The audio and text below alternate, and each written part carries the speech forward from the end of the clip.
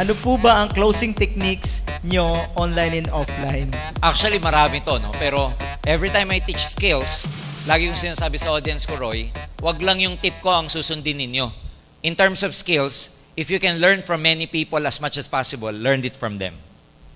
Ako, ang technique ko, offline, mapa-offline, isa lang. Show them the result pag nagko-close kayo. Kasi pag nagpakita ka ng result, whether pictures, tag, okay? Ang tawag kasi sa result, benefits. So, ang pinaka-effective for me, in my experience, in terms of closing, show them the benefits pag nag-decide sila na gawin ang AIM Global. Correct. Ganun din, tingnan mo, pag nag-closing kayo ng 7 heads, di ba ano pinapakita nyo? Benefits ng 7 heads versus single head. Ang tawag doon, benefit technique. Papakita nyo lagi yung benefit. Papakita nyo lagi yung benefit pag nag-AIM Global, ano dapat? Ibig sabihin, ano yung benefit nila pag nag-AIM Global sila? Ito yung pwede mangyari sa'yo. Use the ABC rule. Kasi yung ABC rule, nakakagamit ka ng benefit ng ibang tao. Correct. Sa para kumbinsihin sila. Tama. Yung videos na pinakita natin kanina, pwede nyo magamit yung pang-closing. Tama. Huwag kayong magko-closing ng hindi kayo gumagamit ng benefits. Mhm. Laging benefit kasi ganito yan. Consider lagi na ikaw yung prospect.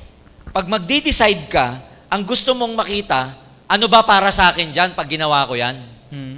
So by showing them the benefit, by showing them the result, parang pinapakita mo sa kanya kung ano yung magiging possible future niya pag nag-join siya. Yun. Kaya at the end of the day, laging benefit technique ang ginagamit ko nung araw. Nakakatuwa nga kasi nung nagsisimula ako, ang lagi kong dala-dala, photocopy ng check-in ng upline ko. Oh, pag sumama kayo, ito po, ito magiging check-in nyo. Ito yung check-in na upline ko. Hindi ko sinasabi yung sarili ko, wala pa akong kita eh. Yes. Pag tinanong ako, ikaw, magkano ang kinikita mo? Malaki na rin po, pero malapit na. Di ba? So, iniiba ko usapan, ito po yung upline ko. Kasi nung araw, puro ano lang eh. Flip chart, naalala mo yon, yung brochure lang na di ba kaliktad? May nakikita pa akong ganun ngayon eh. Yung ano? Folder. Folder. Yes, sir. Yan, dapat meron kayong ganun. So, pwedeng masabi mo, sir, yung pag-uusapan yung part niya. Oo. Hindi ako. Huwag ka magpo-focus sa'yo. Ah. That's very wrong. Off yun eh. Meron kasi, sir, ito na kinita ko, ganito na ako, ito na.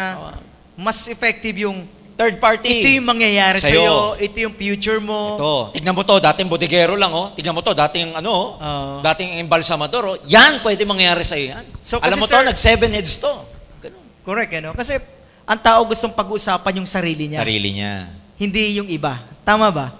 So, pag-uusapan yung Yes. buhay niya. Lagi niyong i-enhance yung skills niyo ng pag-uusapan niyo, buhay Closing. niya. Closing. Tandaan nyo, pag-uusapan lagi siya. Anong magiging siya?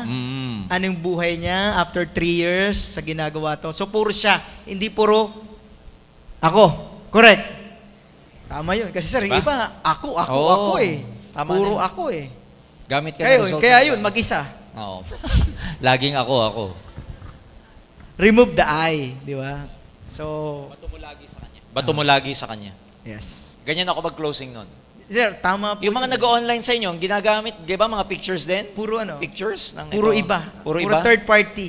Ayan. Sa ito, katulad ito, Sa gagamitin ACI, to. nagagamit Yeah. na ng ACI yun. Ito sir, yung video, gagamitin nila Yan, ito. itong video, in the future, magiging pang-closing technique Pang-closing ito. ito.